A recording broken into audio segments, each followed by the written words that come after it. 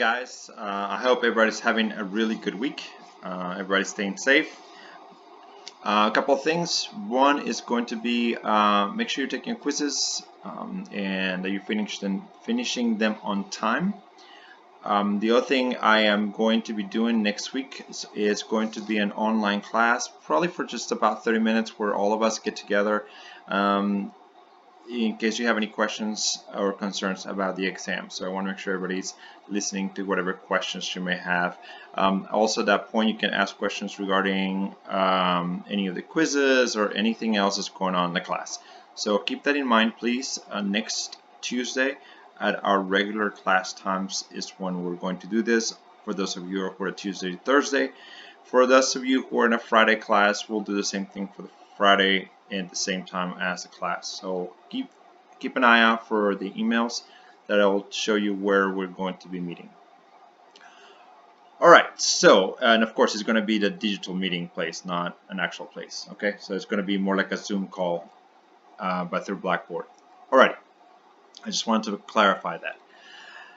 So let's go ahead and get into this PowerPoint. We will continue talking about Rome and what's happening to Rome, especially when you get towards the end of the Roman Empire, towards the very last years of the actual Roman Empire. And we're going to be answering the reasons why is it that the one-point perspective is not something that's not achieved in such a way that moves the empire into a full new era on regards to advancement of technology and architecture. So let's see what happened. So later on, when Rome was going through a lot of issues towards the end, right about 313 CE, Constantine acknowledges Christianity in the Roman Empire. Why would he do something like that? Well, simple. Rome is cracking. Rome has a lot of issues within its system, and Constantine needed a new group, in some ways a political group that would allow him to coalesce or to keep the empire together. And one of the strongest groups at this point in Rome, and one of the ones that was having the most that Rome was having the most issues with, were Christians. So by Constantine acknowledging Christianity, he gains all this political gain by accepting Christianity within Rome.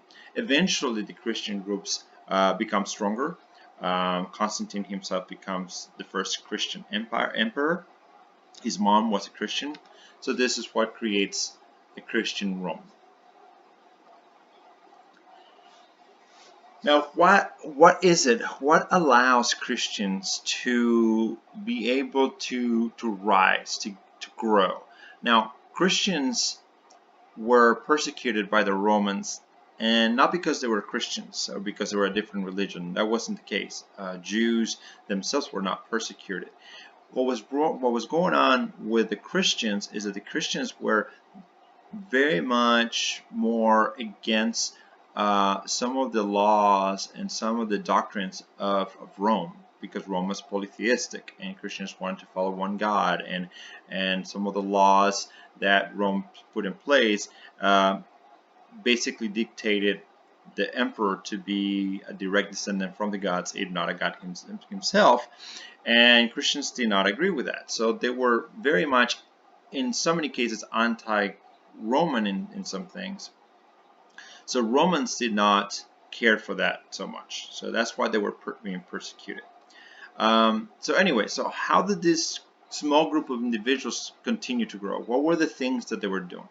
So one of the things, as I mentioned earlier, Christians in the Christian Rome became what it was because of a lack of confidence in the Roman Empire. There's a lot of different things going on in Rome at this period of time. So those cracks allowed for Christianity to move forward. Now I wanted to show this for a second. Just keep an eye on this specific sculpture, and I want you guys to keep in your mind's eye this sculpture, because it's going to come back later. Of Constantine is going to come back later on. So what was it? So the Christians in general were meeting underground, literally and figuratively. They were meeting in isolated locations, but underground, literally, places like the catacombs. And catacombs uh, were areas where you would bury the dead, basically, underground. But in these areas, they would draw or decorate it with some art elements. And some of these artistic elements had figurative paintings, so, figures, people. And these people were depicted as Greek or Roman, so Greco-Roman. Also, the imagery that you would see was meant to be a way of storytelling. So you would be able to look at the imagery and recognize some kind of story. And what kind of stories would they be if they're Christian, right? It would be stories of the Bible. So this kind of stories that would be depicted on the walls. However, given that the Christians were being persecuted, this imagery had to be kind of hidden, behind a shroud of different things. First of all, as it says right here, the images were more Greek or Roman. So if for any reason somebody else was to look at them, they would see Greeks or Romans rather than our stereotypically minded ideas of what some of the religious icons or religious individuals from the Bible were. The other thing that you will see is that storytelling, the stories were full of images of Christ. However, a lot of it was through symbolism, images that were symbolic, and the symbols were things that we could recognize as Christians. However, Romans weren't able to really pick out really quickly. So for us, who probably the majority of us in this class, right, look at this imagery, for many of us, we'll look at this and probably see, oh, this is the representation, a symbol of Jesus, right? So we recognize him as Jesus, and this is followers, whether they are apostles or other people who are following this guy's teachings, right? He has got a book of some sort. So as Christians, we recognize this Christian elements to it. Now, this doesn't look like our regular kind of depiction of Jesus.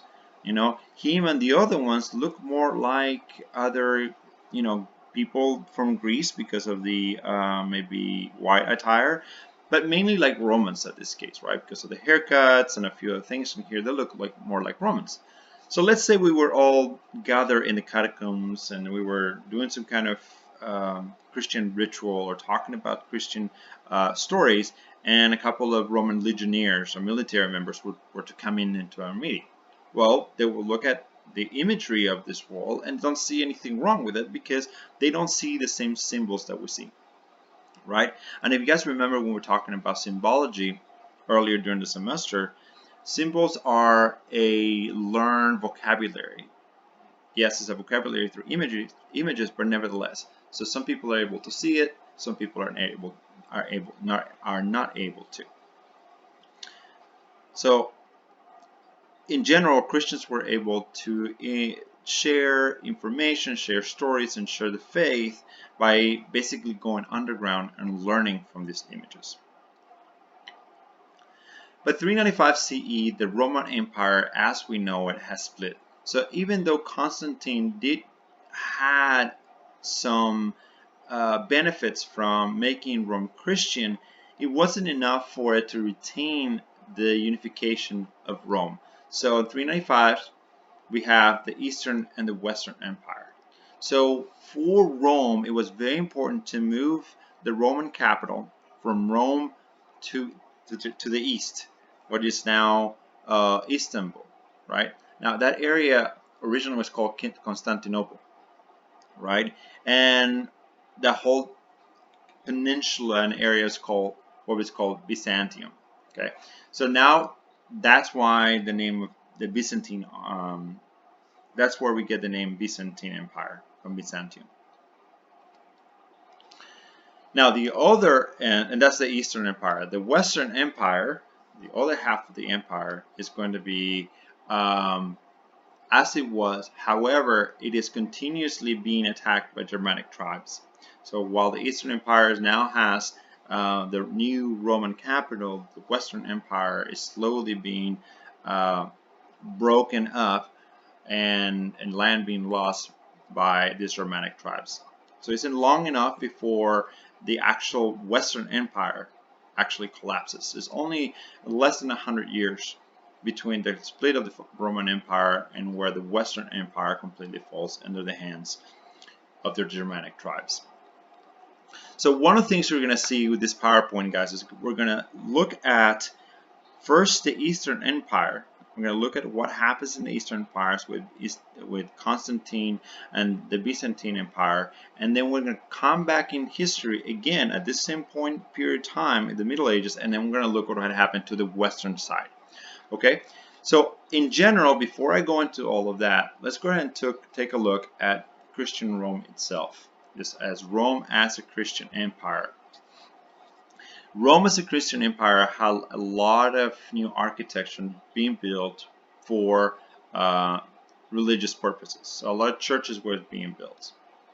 Now, these churches had as an aesthetic background, they were meant to be beautiful on the inside and plain on the outside. You wanted churches to resemble the body, right? You want people to be humble looking, however, to have a very beautiful soul. So once again, plain in the exterior and beautiful on the plain in the exterior, yes, and beautiful on the inside. Here's one of those simple kind of looking churches, and for Roman standards, this was actually pretty simple. And this is actually St. Peter's Basilica, which is a lot of you guys know it. This is where the Pope resides nowadays. But this is the original one, and it's in exactly the same location, so it hasn't changed. But this is what the first one looked like.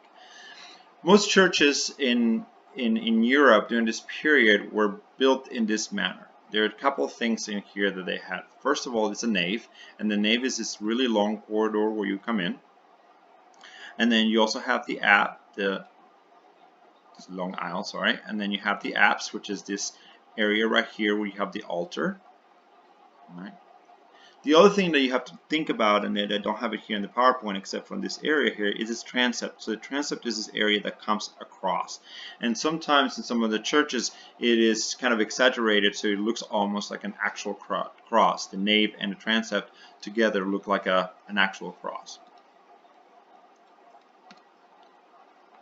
Now, one of the cool things historically to keep in mind especially with the St. Peter's Basilica, is the St. Peter's Basilica was built from the material that other Roman buildings were made from. Specifically in this case, this specific building, which is Nero's, it's a Hippodrome. Now, this specific building is very much to the Colosseum. However, it's slightly different. The biggest difference is this specific building was used mainly for horse races. So you still have gladiators in here fighting for their lives and so forth and so on. But basically what you have carriages running around in circles, right, with weapons and whatever else, and the fights would happen in that manner. So it's a hippodrome. If you ever see the movie Ben-Hur, same thing. That's basically when it is located. Now, if the word Nero, or you heard Nero before, Nero was one of the most hated emperors in Rome by the Christians.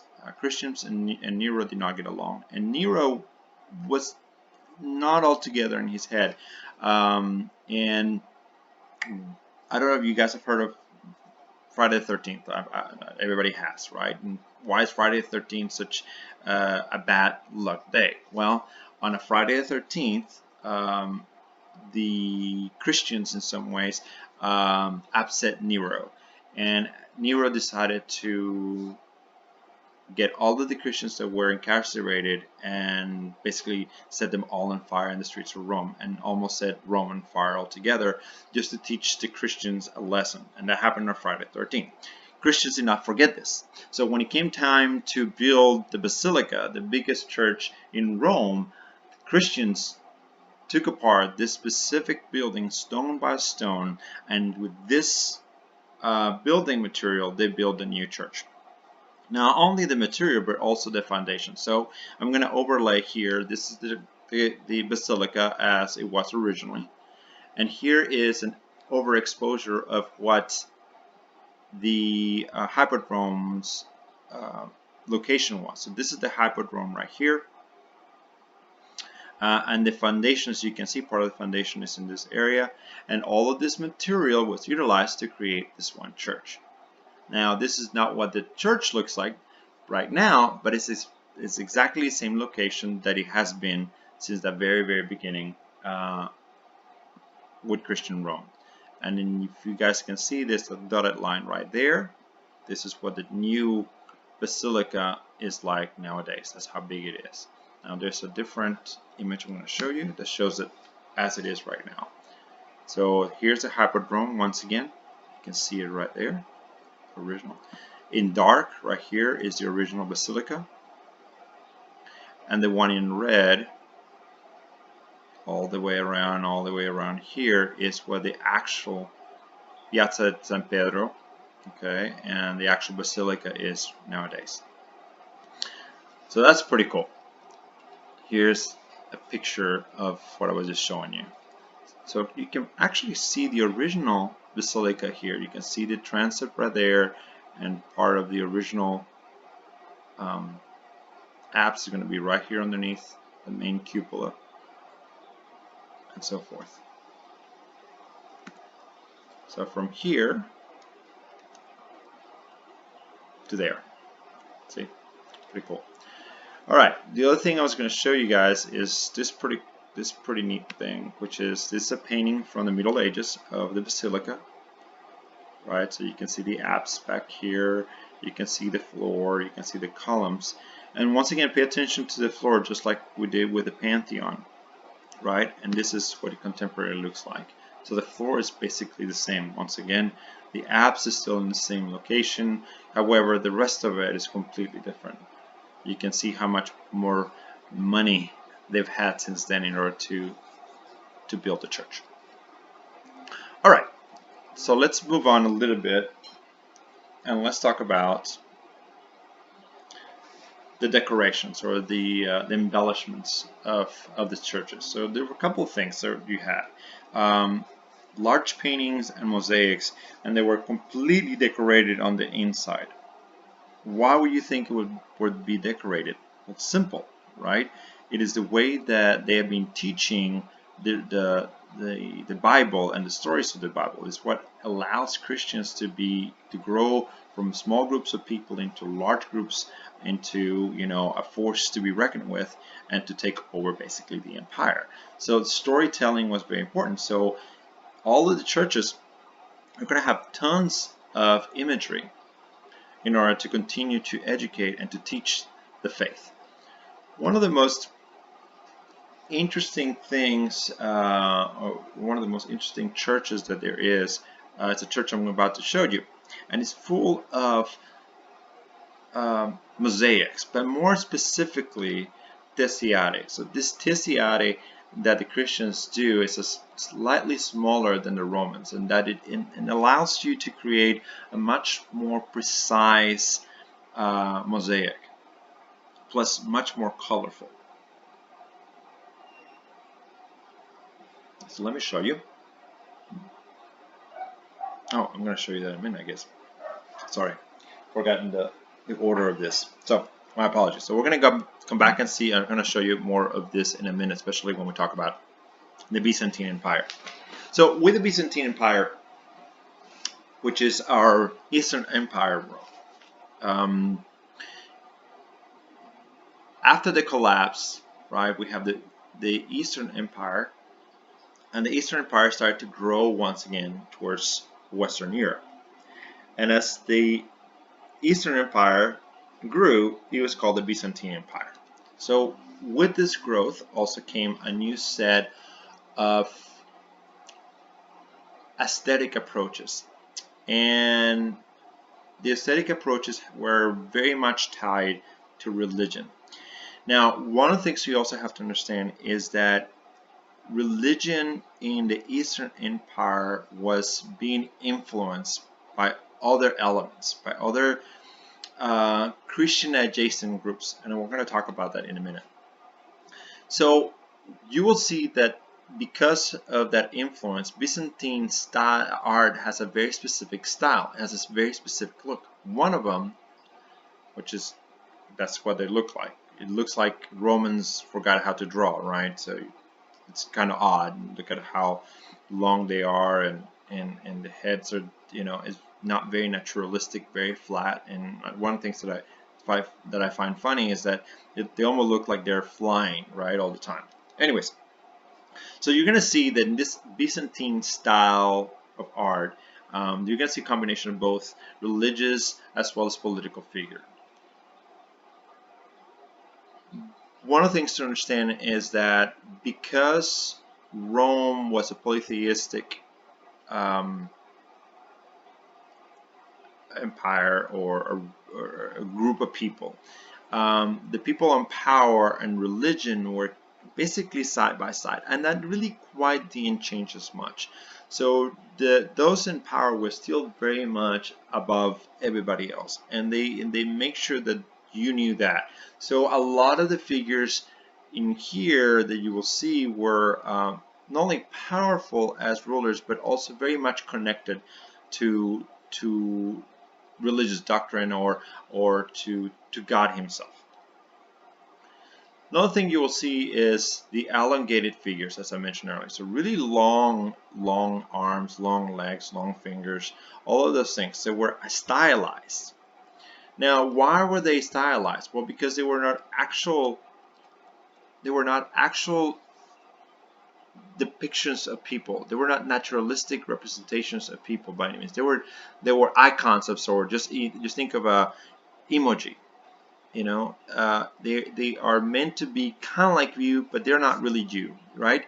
So that's how this works. So they were meant to be representations of the person rather than a depiction of the person himself. And why is that the case? Well, pretty simple, and this is where those Christian adjacent groups come into play.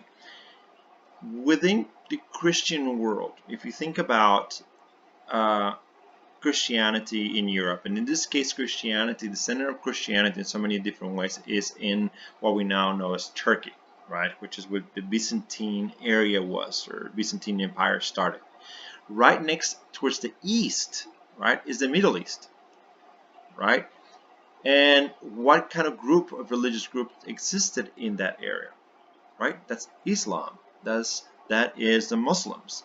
Well, Muslims, Jews, and Christians all have in common the Old Testament, basically, right? So in some ways, all three religions are cousins, and they all see the same faith through different lenses. One of the things about Islam, right, is that Islam is very particular about the understanding that you do not pray to false idols. It's the same thing we have in the Christian religion, and so does the Jewish religion. All of those religions have exactly the same doctrine. However, for Muslims, this was a specific, very, very clear. So much so that you do not see the representation of any kind of figure in any of the religious buildings.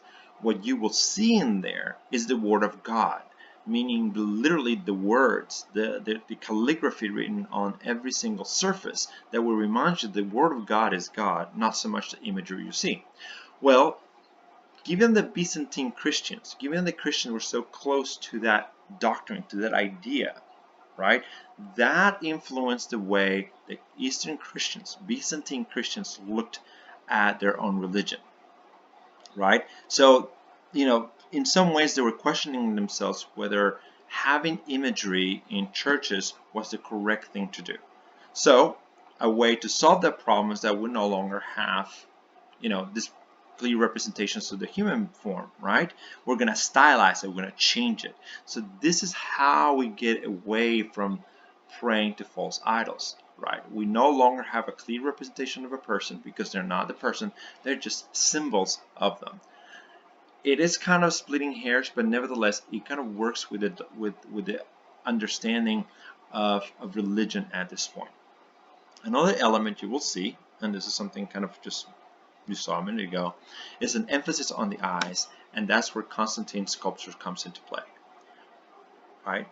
So this is very, very important. Constantine's sculpture, for some reason, had oversized eyes. Now we all know that one of the things that Roman liked was this depiction of the reality of what things look like, right? We wanted to make sure that things looked the way they were supposed to. And that's one of the coolest things about Roman art, sculpture and imagery, is that there's a clear representation of things.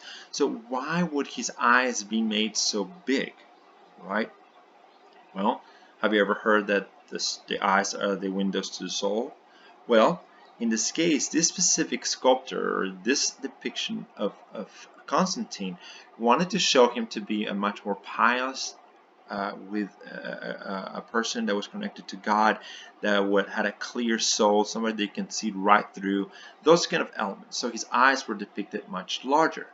And because of that symbolism on this specific sculpture, it actually continued on to be part of the specific Byzantine style of art. So you will see large eyes, stylized bodies, with a few other things, including heavy outlines. So, here's the very heavy outlines. And if you look at nature, nature doesn't have outlines. We don't walk around with thick outlines around ourselves, right? Instead, what we have is differentiations of value around us that let us know where one thing starts and another begins. But very seldomly does something in nature have an outline. The other thing is going to be stylized shading. So the shading is not a nice, beautiful set of values, but rather is a sense of a value where a value may be expected, but it's not true to the actual representation of nature. They're not really following the direction of a light source or anything like that. They just want to give you a sense of stylized shading, and that's it. And last but not least, we're going to get away from perspective, right? Romans and Roman artists and artisans we're getting closer and closer to understanding one-point perspective, and giving perspective this really true realism and naturalistic look of things as much as possible. However, the name of the game, quote unquote, has changed. This idea of representing reality is no longer important, right? Those elements are no longer important. Important is now to be clear and to make sure that we're not praying to false idols. So instead of going further with realism and naturalism, then we go in the opposite direction. So instead of having one point perspective and kind of growing into understanding that level of reality in the flat space, now we have a much more, or not much more, but in a kind of opposite reaction. We're simplifying things. So now we're going to have a simple perspective, something as simple as just overlapping objects, and so forth and so on. The other elements and things we talked about regarding perspective. This specific mosaic is part of a church. I'm going to be posting a link to a video that you guys can look at. And this is what the church looked like. So this is San Vitale, and San Vitale is one of those iconic churches in Italy that shows Byzantine Empire architecture for Christian architecture. Now it's slightly different, and this is another element you will see. Oh, sorry.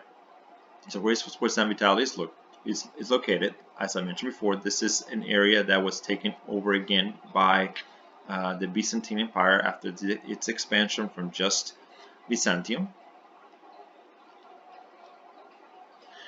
And this is the other thing I was going to mention. So here's another element where you can see the influence of the Islam religion of the Muslims into Christianity. This building, even though it's a Christian church, was built with the guidelines of a mosque, or very close to the guidelines of the mosque. So you're going to have the kind of 4 pillars, right? And then you have a central nave, and then you can have the apse. The apse is going to be something you will see in all three. In all three religions, Judaism, Christianity, and Islam. You're going to see this in all three of them. But here's another element you can see the influence of the Muslim religion and Christianity in the Eastern Empire. Here's a few more examples of the church. This is the Tiziati that I was talking about earlier. This is all the tiny little pieces of glass and tile to create this amazing mosaics, which is much smaller and detailed than Roman mosaics. And here is the emperor and the empress, and you would normally expect this to be around somebody that has some kind of connection to God. And as I mentioned before, religion and politics were all mixed together. Alright, so what happens? Sorry guys, I have to drink some water. So what happens here? So we have the Byzantine Empire, which is expanding. However, Western Christians, those Christians who were in Rome, those Christians who were in the catacombs that had to kind of grow from the ground out and so forth and so on, those Christians believed in the power of images as a way of educating, as a way of expanding the faith. So they used images as a teaching tool. Now, they would stylize it, abstract it as well, because of the same kind of ideology behind not praying to false idols. But nevertheless, it was important for them to continue to have imagery in order to teach the faith. For Eastern Christians, not so much. For Eastern Christians, the idea of having idols or imagery in churches was something that might not be good. As I mentioned earlier, it's just something that was brought in some ways by the Muslim religion, by Islam. So, later on, during the Byzantine Empire, right about here, 26, Emperor Leo III had a decree, a mandate, that all of the new Byzantine Empire was going to get rid of imagery. That was a problem. It created basically a civil war between inside the Byzantine Empire. Now, those in the civil war who agreed to the Eastern Christian ideas of not having imagery, which followed the decree of Leo, were called iconoclasts. Those here on the Western Empire, those who liked images, those who believed the images were important, were called iconophiles. So icon meaning icon or imagery, and then philes, loves, so loves imagery, iconoclast, imagery, class, to break, so break icons, break images. The iconophiles eventually became known as the Roman Catholics, and the iconoclasts became known as the Eastern Orthodox. So a split on the church and also a split on the Byzantine Empire. It put a lot of stress on the Byzantine Empire. So much so that pretty soon, right over here, 843, Theodora, a new empress, invalidated Leo's decree. She wanted to bring everybody back together because once again it was putting a lot of pressure on the Byzantine Empire, bringing the empire back together under one single kind of unified idea. And she knew that by keeping the decree of no imagery was continuing to be a problem within the Byzantine Empire. Now, one of the things that she also assisted with was this clear division between what is sacred and what is holy and sacred and what is earthly. So now we have a clear understanding that God is above everything. So you will only see God, the saints, and so forth and so on above everything else. There is no imagery anymore of political imagery anymore within the context of God or of the heavens, any of those things, right? So a complete division between heaven and earth, which is pretty cool. One of the buildings that is the most iconic in Istanbul or in Constantinople and Byzantine is Hagia Sophia. So Hagia Sophia was originally built as a cathedral, a Christian building, right? Now, this Christian building was basically a Christian modification of a mosque. Now, eventually, and one thing I'm going to mention as well is that it was built also as a rival dome to the dome being built in Florence at this period of time. So Florence had a really large church being built, Il Duomo, in Florence. So that was the Western Europe. So in Eastern Europe, they had to have another one that's big or bigger, and this one they built Hagia Sophia in Istanbul. But nevertheless, what I was going to mention earlier is that Hagia Sophia and Istanbul or Turkey eventually got invaded by Islam, right? By the Muslim empires. So this specific building was a Christian building that then became a mosque, and that's why it has the 4 pillars right here, all 4 pillars. Now, eventually, it became a Christian building again, and then a mosque, and eventually, at this point, right now, it is a non-denominational building. And that's why sometimes it's a big problem when a pope goes in there and makes the sign of the cross. It it's neither one, but nevertheless, things like that can cause issues. Some of the things you will see also towards the end of the Byzantine Empire is that because images are back into the mix, they still are being represented very stylistically, right?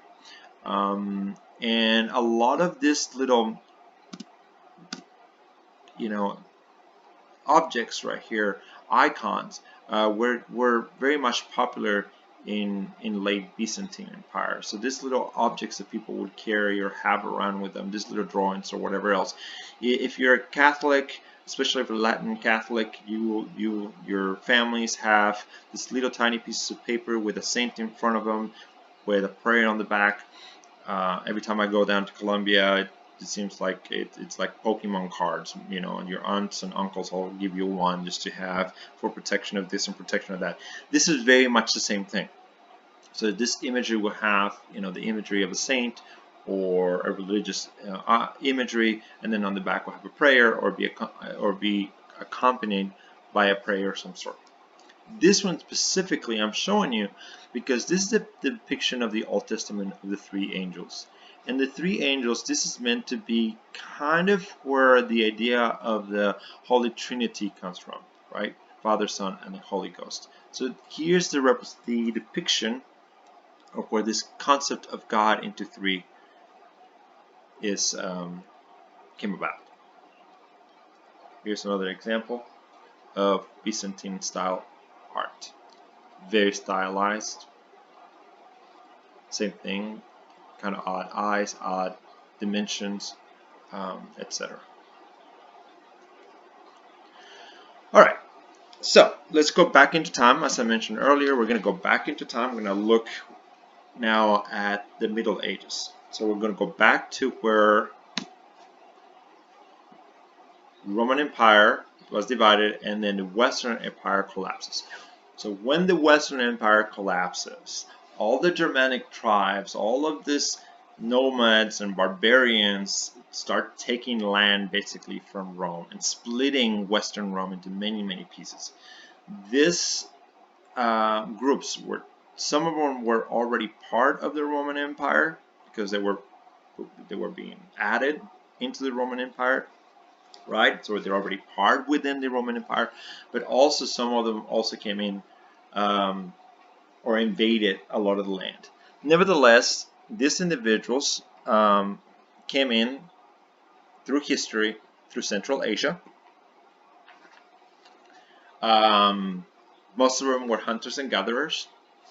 They were also a horse-based culture. This is important and this is very interesting to know. They had horses, and as I mentioned before, horses were the tanks of the time period. So if they were able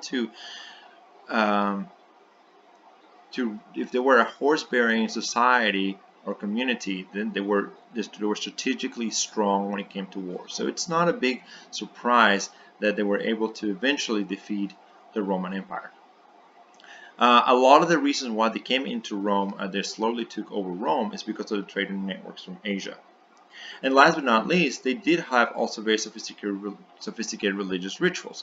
Some of the rituals basically merged pretty easily with Roman gods and goddesses, with the pantheon of gods. But because Romans didn't press for a specific religion, right? Polytheistic religious groups in Europe were accepted within the Roman Empire, and even monotheistic as well as the Romans and the Christians. But nevertheless, so this group had very sophisticated religious rituals as well. Here's an example of what we're talking about. So here's some of those migrations and during this time period, right? So you can see the routes of trade. Here are some of the elements from those type of civilizations. So very simple, because they were nomadic. You're not going to have a lot of things that you bring with yourself. So not a lot of artwork. Alright, so let's talk about the Middle Ages in Europe. So beside the Byzantine Empire here in Western Rome, what's going on in Western Rome? So let's talk about what's going on basically in Spain, Portugal, France, Northern Europe, like you're talking about Germany, Switzerland, those kind of areas. All of that is kind of the Western Empire that was collapsed, especially Italy. However, Italy was taken over by the Byzantine Empire as well, but nevertheless. So what happens here? One of the main things to understand is that this period in Europe, which lasted a long period of time, right, is called the Romanesque period. All right, Romanesque. What does Romanesque mean? Hold on a second. Here we go. It says 500 CE, the 6th century. This is where we start Romanesque period. And Romanesque just basically means Roman-like. This group of tribes, this group of cultures did not change the way the things were Romans were doing them, because a lot of them had lived within the Roman Empire, but rather they took the things that were working and expanded on them. So they were Roman-like. A lot of things that they continue using was the semicircular arch. If it worked for the Romans, why change it? Plus, that's how the Romans created those really large buildings, a lot of the architecture, including the barrel vault ceilings as well. But one of the things to understand is that a lot of the architecture that was being built during this time period was architecture meant for religious purposes. So a lot of the new architecture was built on this idea of Christian architecture. So Romanesque art or architecture, much more specific, in many cases also known as European Christian architecture. Now, if we're going to talk about the Romanesque art and European Christian architecture, we have to understand feudalism, because all of those tribes, all of those groups were basically under a feudal system. So what is a feudal system? And this was meant to show up before this point. But anyways, a feudal system is a system of I forgot what the word is right behind there. It's a system of, I'm trying to think, like I do something for you and you something for me. Anyways, so this system works in where the king, right, is the person who owns all of that land, right? So we have this huge chunk of land. Now, the king cannot basically run all that by himself. He needs to be able to have all the people work for him. So in order for the king to work, he divides land, right? So he divides land, and he divides this chunk to another person, and then that gives it to the duke, right? And then the duke's not able to keep control of all that, right? So, oh, I remember now what the word is. System of obligations. My apologies, guys. This is, like I said, this was supposed to come up later. So it's a system of obligations where the king divides the land, and it gives a part to somebody underneath them, which would be like the duke. Then the duke cannot take care of it, and then divides it into few chunks, and that is for the marquis, and then the marquis, same thing, to the earl, and so forth and so on, all the way until we get to the little tiny town, and we have our peasants. So all of these people are obligated. So the peasants are obligated to pay taxes to the earl. The earl is obligated to pay taxes to the marquis to the duke, and eventually the taxes go to the king. So what is the obligation to the king to the rest of his kingdom, right? What is he obligated to do for everybody? What do you think? Well, what is this one thing that he's obligated to do? These are the main things that he is obligated to do. He's obligated to give shelter and protection, right? So make sure that he's got a good army, he's going to protect his people. 2, an economy. And by that I mean services and goods. So if you think about it like plows and whatever is necessary for people to create food, enough food for the kingdom and so forth. And therefore everybody kind of help each other and make the kingdom better. And last but not least, education. Now this way of education is another way we think about it nowadays. But it's at least a place where, give a place where in a very simplified sense of education, the way that this was done was through religion. So this education base is not the way we think about it, but rather through the church. So a lot of monasteries and a lot of churches were being built, which is why it's called European Christian Church. Sorry, European Christian architecture, right? So anyways, a lot of monasteries and churches were being built. One of the things I really want to point out here is on this really large country, right? How did the king kept all of these people from revolting against the king? What are one of the things that you could do in order to keep them from revolting? Well, it's pretty simple, guys. He who has the lock or dictates how the population is educated can control the population. So how does he control the population? As I mentioned before, he created monasteries and churches. So through religion, the king was able to maintain control because the only thing that was being taught to the population were basically religious doctrine. You have to be a good Christian. You have to follow the rules of the land because the rules of the land are the rules of God, basically. Right? So if you're not following the rules of the land, in other words, the rules of the king, you're not following the rules of God. And because God is anointed, so because the king is anointed by God, then you're going against the king. So you will be a good person and you will do as you're told, right?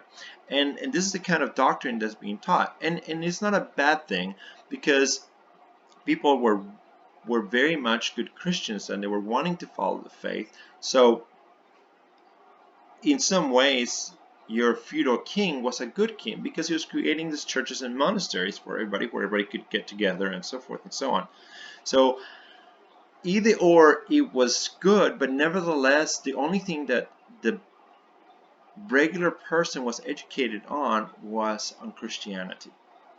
Right? You're not taught how to read or write. You were not taught the sciences. You were not taught mathematics. You were not taught any of those things. The only ones who kept that level of knowledge and information were those at the very top. Now, other things that monasteries and churches were really good for were accommodating pilgrims, which is another really nice thing that the church would do for its people. Now, pilgrims are people from, Christian religion, or from religions, who go from one sacred area to another sacred area, especially a location or a building that has to do with the religion. So in Christianity, in Catholicism specifically, we have a lot of areas where pilgrims go to. Now, in regards to churches and monasteries, you'll see a few things that are important with the aesthetics. One of them is that we're going to continue seeing very little naturalism. Just like we saw in the Byzantine world, we're seeing that also in the Western world. We still have imagery, but once again, it's still very much stylized. And the other thing we're going to see with the stylization is going to be in a lot of the architecture, the facades, which are being decorated with a lot of carvings. but also illuminated texts. Illuminated texts are books with a lot of drawings and paintings in them instead of writing, or it has writing and paintings. And why would there be the kind of books? Well, most people couldn't read or write. So the only way for a peasant to be able to understand the stories of the Bible were through imagery, right? So you have these books with stories of the Bible to where a priest or somebody from the church can pass over and read, because they could read, while the peasant and the person who was learning couldn't read, but could see the imagery, just like you would do with a child in a book, right? So you can read the book to the kid, and the kid can look at the picture of the bunny or whatever else, and they can see the story, but because they're not able to read. Same thing. But that's what an illuminated text is. And both of those things, the carvings and the illuminated text, were both had very little naturalism as before. So here's an example of a facade of a church, right? You will see that Jesus is very stylized, so it's all the other figures here. They are all somewhat out of proportion to Jesus, obviously, right? One of the things I do want to point out is this arch right here, right? This arch right there. What would that represent, right? Take a look at it. So there are some symbols that look kind of odd, especially if we're looking at a church. Why would there be, right, a centaur in the church? Or let's see what else can be very clear. This one right here, a scorpion. Or this one, just half a goat, half a fish. Or this two fish. Now, if you continue to look at them, what you're going to see is that these are the constellations, right? And these are all the zodiacs as well. So these elements right here would not really go very well with what the Christian faith is, right? Those are pagan symbols. So one of the things I want to show you guys here is that paganism was, very much part of the culture back then, right? And then you have Christianity. So at some point, in order to get everybody to get along, those two cultures and those religious backgrounds had to merge, right? So how was that merge being able? How was it done? Well, simple. Those in power at this point, which are the kings, as well as the popes, right, which were all part of the same Germanic tribes, the same people who took over Rome, slowly changed things both in the Christian world but also in the pagan world. That's why nowadays in Christmas we have a pagan tree, and in Easter we have a pagan rabbit that lays eggs, and a few other things that are a unification of pagan symbology with Christianity, as well as the times of the year where a lot of this um, um, uh, holidays were being celebrated. Okay, so let's look out in the next part. Now I want to give you guys some information, something that if you go to, when you go to Europe, I want you to look very, very smart. And this is very, very easy. And I want you to be able to show people when you're there that you're able to recognize a Romanesque building from a Gothic building or from a Roman building. Okay, so there are three main things. There are three main things in order to recognize a Romanesque style architecture from anything else. Number one, okay, is going to be small windows. So you see here, this is the Basilica of Pisa, and I'll mention something in a minute. Number two is going to be the Roman semicircular arch. So you're going to see the semicircular arch quite a bit in Romanesque style architecture. So you'll see it everywhere right here, right? And the last thing that's going to be kind of obvious, but at the same time it's not, is that what is the use for this building? It's a religious building, right? It's a Christian building. So if it's a Christian building that has small windows and a whole bunch of semicircular arches, it's extremely likely that it's Romanesque style building. Now, as I mentioned before, this is the Cathedral of Pisa. which is funny. When most people say the Leaning Tower of Pisa, most people just think of this. Well, it was when I went to Pisa, I was extremely surprised that alongside this the Leaning Tower of Pisa, there was this other huge building right next to it. I had no clue that was the case, because every time you hear about the Leaning Tower of Pisa, the only thing you see is the tower, is the bell tower. You never see pictures really like this one, where you have the building, right, as well as the Leaning Tower.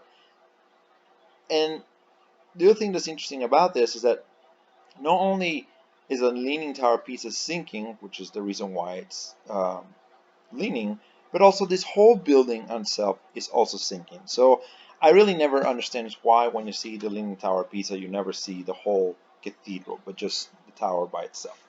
Anyways, with that said, let's move on. So, Romanesque style lasted from 500 CE all the way up to 1200 CE. So that's what, 700 years or so. So there goes 700. 800 CE, 900 CE, 1000 CE, come on, but 1050 CE, okay? So, around 1050 CE, or 1100 CE, we get the last part of the Gothic period. Now, the last part of the of the Romanesque period, the last little bit of the Romanesque period is known as the Gothic period. So, the Gothic period is the very last end of the Romanesque. It's not different, it's just part of it. So the Gothic period is part of the Romanesque style of art and architecture. So one of the things that are different from Romanesque to Gothic, the very first one is going to be the Gothic pointed arch. And I'm going to show that in a minute when I show you a picture of a cathedral of Chartres. The other thing that's important is going to be flying buttresses. Now, these two things, both the Gothic pointed arch and the flying buttresses, allowed for these churches to get really, really big, the cathedrals to get extremely large.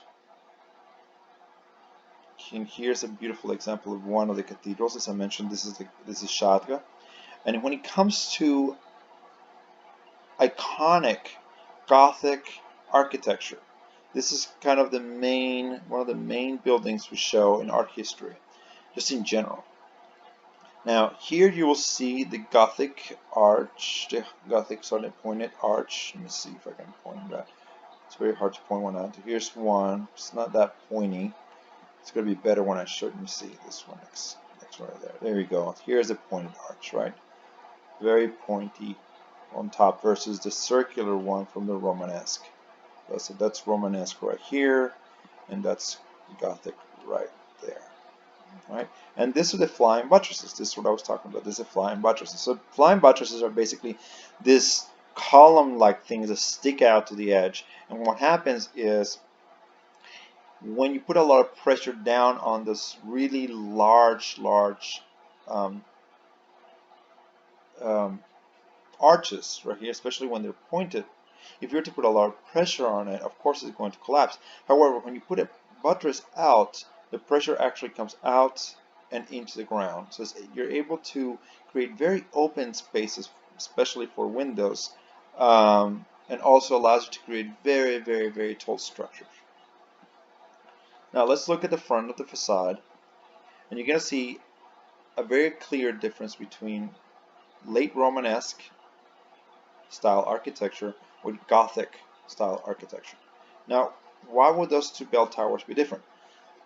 Actually, it's a simple explanation. There was a natural disaster where the other bell tower collapsed and caught on fire.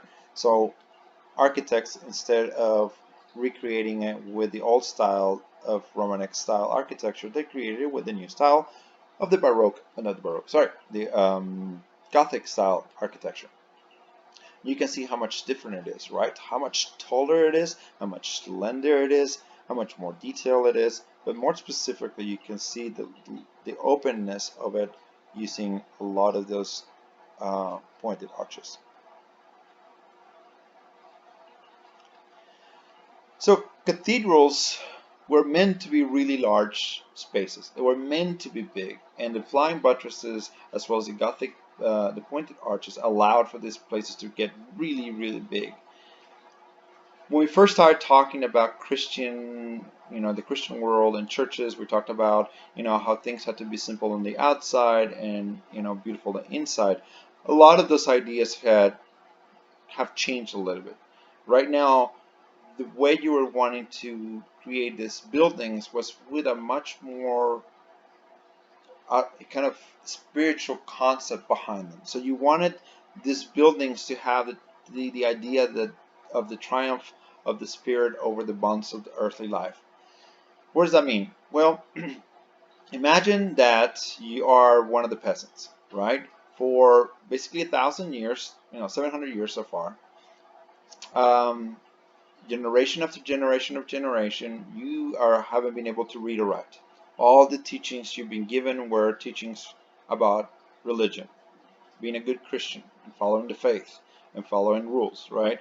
So when you walked into a building that was basically, huge, it was taller than a tree, made out of rock and other heavy materials, the only explanation you could give for something of that magnitude was God, right? The triumph of the spirit over the bonds of earth. So only God can allow for something like that to happen. The other part was this concept of joyous spiritual relation. Cathedrals were the place where the whole town can come in and pray and be together at once, right? Because it was so big, so large. Imagine going into this building and everybody inside there with, the only knowledge you had was God, and everybody was singing and praying, and the whole place echoed, and everything was just, it made you feel small, but at the same time, something like you were part of something much larger, that your individual peasant life wasn't bad, that it was part of something much bigger. That allows you to have this kind of sense of spiritual relation while you were inside the building. Right? And the last thing is going to be light, right? Light is the elude of the presence of God. In other words, God is light, right? And because these buildings had these massive, massive windows, the light would come in and shine inside, this beautiful light. And the stories of the church were there, right, on the stained glasses. And God's light was coming through the stained glasses, and you were literally bathed from head to toe by the color and the stories and the Bible itself. So it was extremely spiritual, a very extremely spiritual moment for people to be there. So the cathedrals did that. The cathedrals had that power, and they were built in order to create that sensation. Here's an example of one of the Chartres stained glass windows, and is one of the only remaining Gothic and Romanesque stained glasses that is still the original. And this is in Chartres. This is the Rose of France.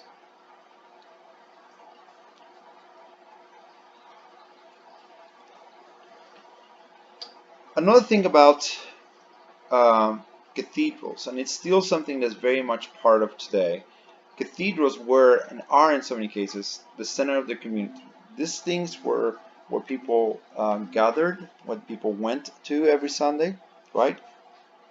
And because it was such an important element to the town, everybody came together to build these cathedrals.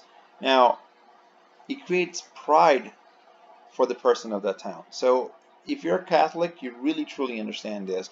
If you're from a specific town, a specific area, anywhere in Latin America or in Europe, you're very proud of your basilica or of your cathedral or whatever, right? The city really kind of gets behind that. So if you're from Mexico, Basilica de Nuestra Señora de Guadalupe, right?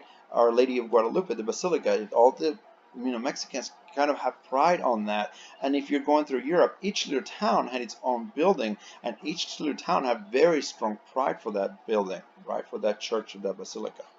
And in each one of those towns, or many of the towns, those cathedrals where the cathedrals were built were part of this network of pilgrimage, which we discussed earlier, right? Now, on this pilgrimage stops, on these cathedrals, they're called cathedrals because they're cathedra. They are the seats of a specific person that's given a cathedra. Anyways, inside the cathedrals, there is elements like this one right here, right? And this is what we call a reliquary. So this is the Virgin Mary reliquary. So what is a reliquary? A reliquary is a piece of the life of a saint or a religious individual that has been kept as sacred, or has been kept for prosperity, for later. So in this case, it is a piece of the mantle of the Virgin Mary, the day that she gave birth to Jesus Christ. So this is a piece of that, of the cloth that she had, right? So this is a reliquary. A lot of reliquaries around the world are fingers, toes, bones, skulls, all kinds of different body parts from different saints, as I mentioned earlier. So that's what reliquaries are.